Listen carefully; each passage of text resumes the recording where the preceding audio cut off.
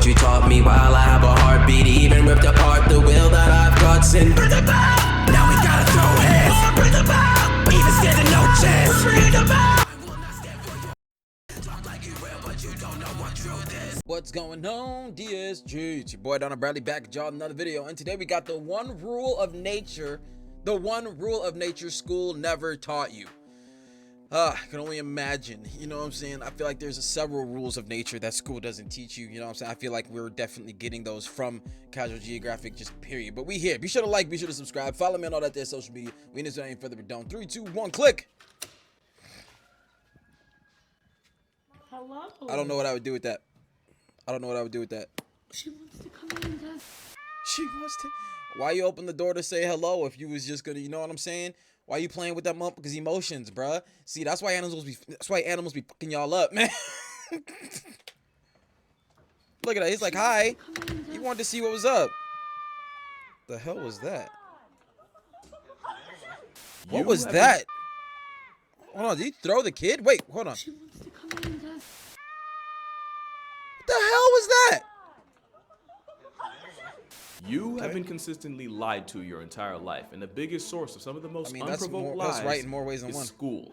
School really told us that this dude in '92 discovered America, that quicksand and giant Venus flytraps were way more of an issue than they ended up being, that writing in cursive was the only way you'd ever be taken seriously. Nope. And my personal favorite, whenever a teacher would say, "This won't slide in college." Whole time, your calculus professor at 5 p.m. can end up your beer pong partner by 11. That But part. there's one mistruth that insists on being spread, and before we get to that, story time. So back in the 70s, ornithologists noticed something pretty disturbing, even for them. Fola is a remote island over 200 miles off Scotland, and for generations, migratory birds, specifically Arctic terns and one of the ops of happy feet, the skua, use it as nesting grounds to raise their chicks. And a group of ornithologists noticed a gruesome trend of chicks with pretty graphic injuries. Some chicks looked like they had a leg or two ripped off. For others, the same, but with their wings. Some chicks even had their heads divorced from their body, for sure irreconcilable. And while some of the chicks somehow survived being mutilated, scientists had no idea what was causing this sudden rise. What was eviscerating these things? At first they guessed otters or even hedgehogs, but it turned out to be neither. You wanna know what it was? I promise you, you'll never guess it. Their I'll parent? even give you a chance to try. Comment what you think. I Their bet parent. you're wrong. Their own parents. The answer? Sheep. Oh, Yeah. shit. Damn. Yep. Nope. Not in a million years. I know there are some animals that you don't do that. So, like, I mean, why are sheep so damn aggressive toward these motherfuckers, bro? Scientists observed grazing sheep stumble across a defenseless chicken without a second thought or really even much of a prequel, grab them and eat them. Sometimes the sheep would snap off a leg for a premature drumstick. Other times they might grab one by the head and initiate a permanent separation. Oh, shit. Swallowing skull and all whole. From 1973 to 1980, nearly 700 baby birds have been victimized by the business end of a carnivorous Q-tip. Carnivorous yeah, I thought they just ate grass and shit. I didn't know they was like out there like that, bro. Okay. Grand scheme of things, that's only a dent in the thousands of birds born in that time. But then again, nobody expected sheep to be involved in foul play. That part. And that goes back to those lies I told you about. So in science class, we were taught this rule. Herbivores eat plants, carnivores eat meat. See, the lies. See, like I said, thought they were lies. Okay, got you. See, he know what he doing. And those with culinary commitment issues are called omnivores. And for a lot of us, that's where it ended. But of course, nature's more complicated than that. It's like a spectrum, and on one end you have obligate herbivores, as in they're obligated to eat just plants or starve to death. Here you got animals like koalas, sloths, and the dead-eyed plush toy, the bear cuz-cuz. Then you have the same concept but obligate carnivores, like cats, of every kind. And smack in the middle are your omnivores. But there's also facultatives, and basically that means most of the time you'll find them at one end, but every once in a while they'll borrow a meal plan from the other side. Polar bears are hypercarnivores, with most of their calories coming from seals. But rarely they'll switch it up to berries, seaweed, moss, and even straight up grass, which makes them facultative carnivores and not an obligate like a lion. Okay, yo, hey, see, that's why I put this channel, man. We learned some shit over here. I like that. All right, so we saying we got animals that have to eat meat, animals that have to eat plants, and the animals that are like that vastly majorly eat meat but can eat plants sometimes. And I guess over here you're gonna have the animals that vastly majorly eat plants but can eat meat sometimes, which is why I assume that goat is gotta be right up on here.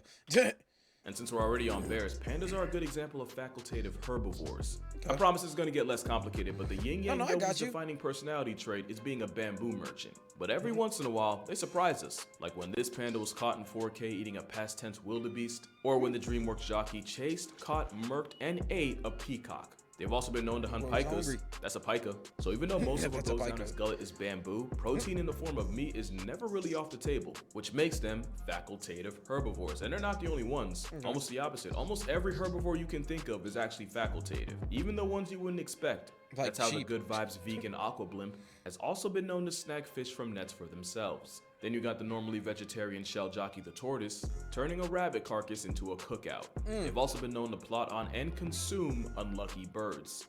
To be fair, if you can literally fly but get taken off the senses by a mobile boulder, that's more about you than him. If you can literally fly but get taken off the senses by a mobile get taken off the senses by a mobile boulder, that's more of a you problem. I mean, yeah, you've got all the tools of nature to evade that kind of problem, but you know what I'm saying? You just want to fuck around, find out. Okay. Boulder, that's more about you than him. There was even that time India released 25,000 flesh-eating turtles to deal with the whole corpse population problem in the Ganges. Oh, damn. It didn't work, by the way. But by far, the biggest culprit of covert carnivory are deer. The same deer that's usually the poster boy for the middle child of the food chain will occasionally get calories from something like a past tense bunny. A couple years ago, research... I have never seen that in my life. I have never seen a deer with another animal in its mouth in my entire life until right now. Y'all got to witness it live with me. I've never seen that. Never. Okay. will occasionally get calories from something like a past tense bunny. Okay. A couple years ago, researchers wanted to see just what happens to the human body after the soul evacuates, and basically set up these body farms to see how they decompose. As you can probably guess, photos would go viral featuring deer chewing on human bones, scavenging through the man-made remains like vultures. In 2015, researchers in North Dakota set up nest cams for a 24-hour live stream of the hatchlings, and not only did the footage catch deer enjoying an extremely late-term omelet, the cervix actually outdid the foxes and weasels in that area, i.e. the ones you'd expect that from. And it wasn't just them being opportunity merchants, some of those deer went out of their way to get to them. And in Canada, scientists were looking to study different species of birds and so trapped them using mist nets, only for the unhinged ruminants to stroll in and eat the trapped and struggling birds alive, right out of the nets. Growing up is realizing Bambi would have 100% turned on Thumper if times got tough. Oh God, bro, you start thinking about this kind of you know what I'm saying? You know what I'm saying? Everybody felt bad for Bambi mom, but Bambi mom probably took out Thumper's mom. You know what I mean? Like, you don't know. There's some backstory here that Disney don't fucking tell us, man. Well, there's a lot of backstory that Disney don't tell you. But still, like, they get their stories from some fucked up places, bro. It's now believed that a nutrient deficiency and a food shortage is really all it takes for an animal to go from herbivore to fernivore. Well, I mean, they gotta eat. About animals, they gotta eat. They don't care at all. Deer not finna pass down the chance for easy protein just because a textbook says they shouldn't. The twist is, almost every herbivore on Earth is facultative, meaning they'll take a page out of a predator's playbook if circumstances call for it. That's how you get normally docile horses treating baby birds like popcorn chicken, or that time cows in Australia get normally docile. Facultative. I didn't even see him grab the bird, bro. Playbook if circumstances call for it. That's how you get normally docile horses treating baby birds like popcorn chicken. Or that time cows in Australia were caught slurping pythons like fruit roll-ups. All because they were apparently fiending for phosphorus. Even giraffes. Yeah, they're not safe either. The verticality merchants of the motherland will often feed off the bones of other animals. Not really swallowing them, but more like licking and sucking on it, so their saliva can leach off nutrients like calcium and phosphorus. There have also been cases of the camel leopard cosplaying antelopes snatching up birds to feed on their misfortune. So far, we've learned 3 things. 1, most herbivores are about as vegetarian as their options. 2, baby birds are really the Kit Kat bars of nature. And 3, now you see why Marty did everything in his power to get up out of there. His entire friend group would have had his hide if it got to that point.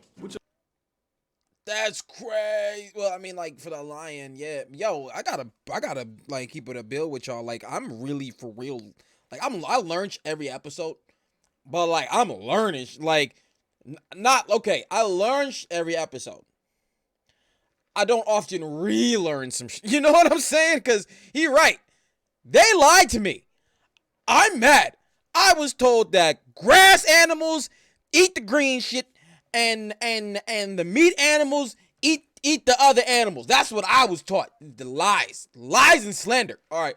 Which of course brings us to hippos, and this is where things get Oh, we already know hippos go. complicated. Yeah, we know At this point, hippos it probably go. surprises exactly none of you that the four-legged assassination cetacean can have a hankering for flesh. Yeah. Hippos have been seen eating carcasses and even resorting to cannibalism. It's complicated because for a while we thought it was the same deal as before, just animals switching it up when their primary food source is compromised. Are they different? Which would make hippos facultative herbivores. There's that word again.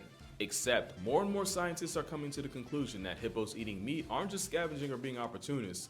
It's That's just just what hippos they do. hippoing. And the hippos will put themselves in a position to catch a body and subsequently feed on it. There have been reports of hippos murking livestock and seemingly predatory assaults. And some even believe hippos will purposely park themselves in a river migrarating animals have no choice but to cross, just so they can turn the casualties into calories. Sometimes They be looking at the alligators like, boy, you better sit. Oh no, they tag team with the alligators. They like, yo, all right, bro, let's do this. Oh, I was thinking they was telling them that they had to sit back. You know what I'm saying? Wait your turn. But no, this is a collaborative sport. Okay.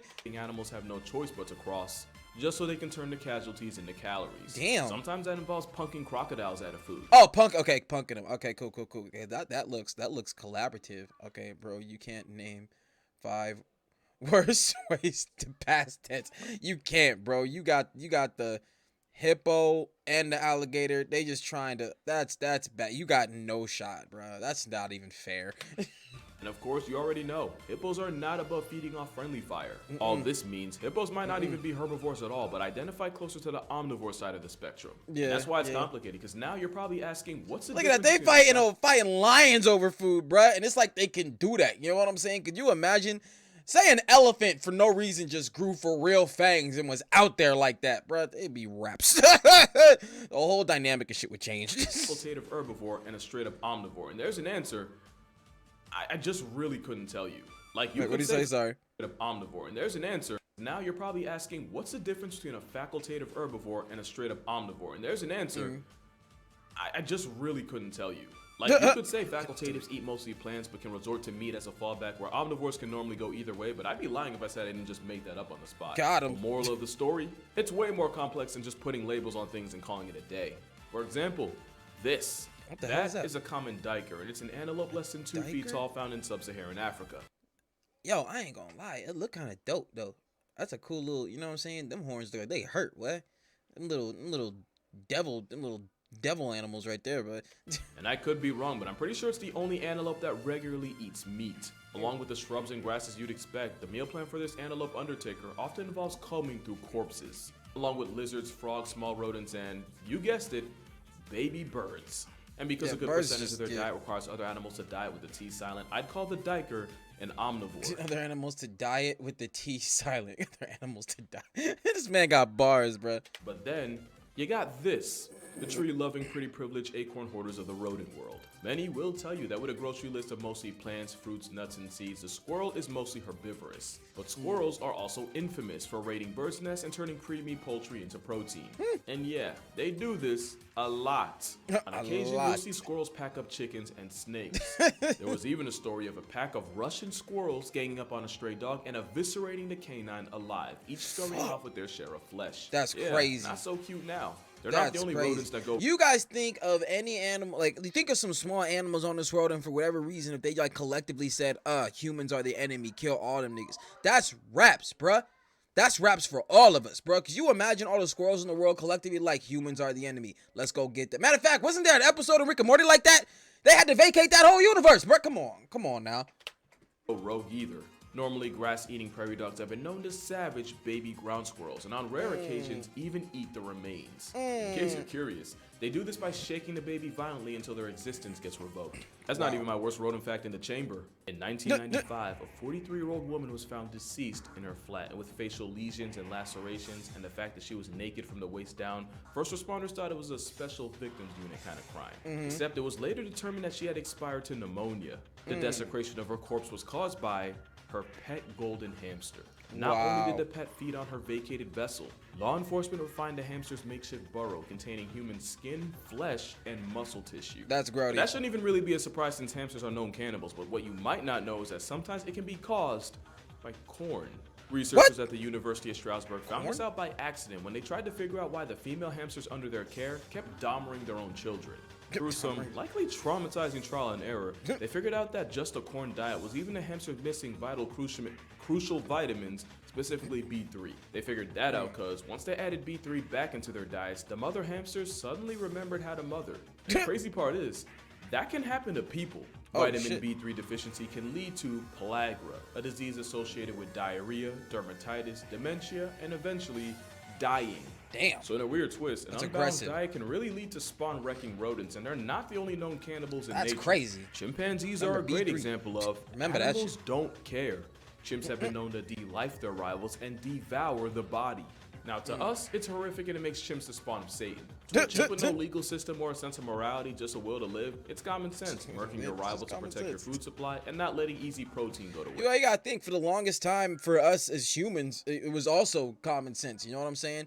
Like, I really, for real, the process that got humanity to the societal structure it is now is got to be crazy interesting. Like, what was it? Who were they that was like, you know what?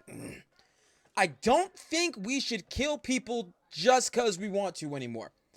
I don't think that that's what we should be doing.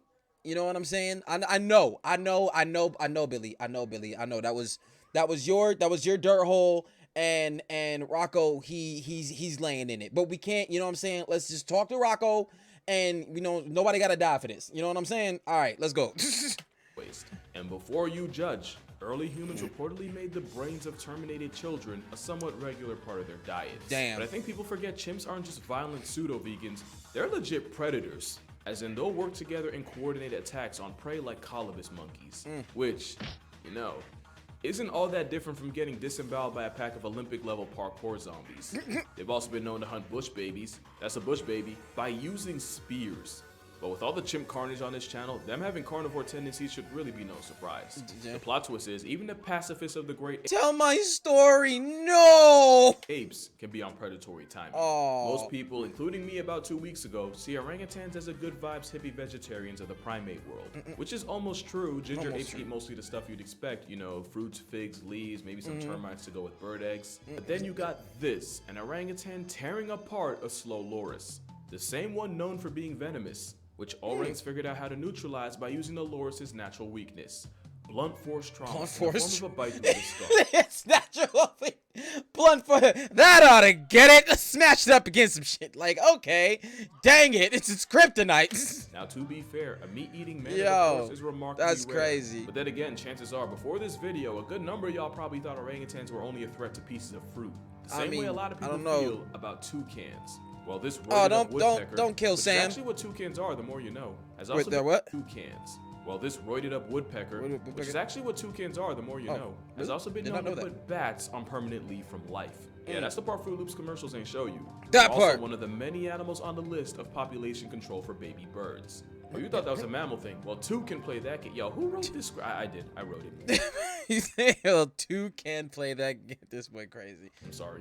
But birds in general will eat virtually anything that doesn't pack them up in the process. Seagulls have been seen scarfing down squirrels with zero remorse. And I'm pretty sure there's at least one person in the world down a dog thanks to this flying antichrist. But the biggest example of feathery f***ery is what happens on Malchus Island. This is where Damn! That bird said, "The fuck out of here. This is mine now. You are a bitch." That bird said, "Yo, punk, you ain't gonna do shit. I'm gonna take this right out your mouth."